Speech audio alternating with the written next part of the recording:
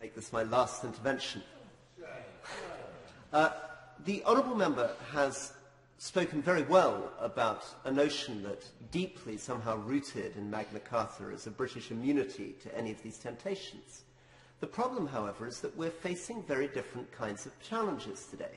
And it's very difficult to believe that the kinds of mechanisms which the honourable member is talking about, which are primarily mechanisms to do with the expression of backbenchers' opinions in the House of Commons and elections, a five-yearly election, can have a fundamental effect on an issue such as, for example, predator drones.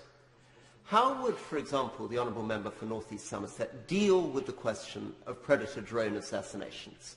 How would the honourable member for North East Somerset explain how continued British tacit participation and knowledge of assassination by predator drones has continued for 3 years without this Parliament touching on it at all, and as far as in my very junior position as a new Member of Parliament can see, without any intention of really touching on it in the next few years? And in the absence of any code of rights, in the absence of anything to which one can appeal to protect people, how on earth is one going to have protection for citizens?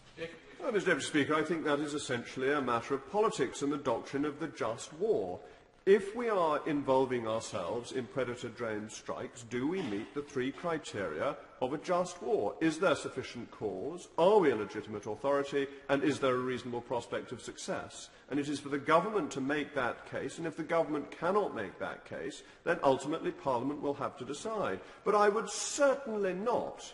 That is the worst possible example for the honourable gentleman, my honourable friend, to use, even though I'm actually rather sympathetic to his basic point that using drones is not something the British should be involved with. But the decision for that, the decision on our own national security, must surely rest with the executive held to account by the legislature. Because that ultimately is why we are here, Mr. Deputy Speaker. It's why we're here since Parliament was first assembled. We are here to bring redress of grievance against the Crown and against the ministers of the Crown.